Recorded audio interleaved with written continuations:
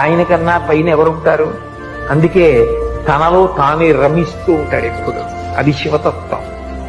కాబట్టి ఆయనంత యోగి లేడు, ఆయనంత భోగి లేడు, ఆయనంత దూరంగా ఉండేవాడు లేడు, ఆయనంత దగ్గరగా ఉండేవాడు లేడు, ఆయనంత తేలికగా భక్తుల్ని అనుగ్రహించేవాడు.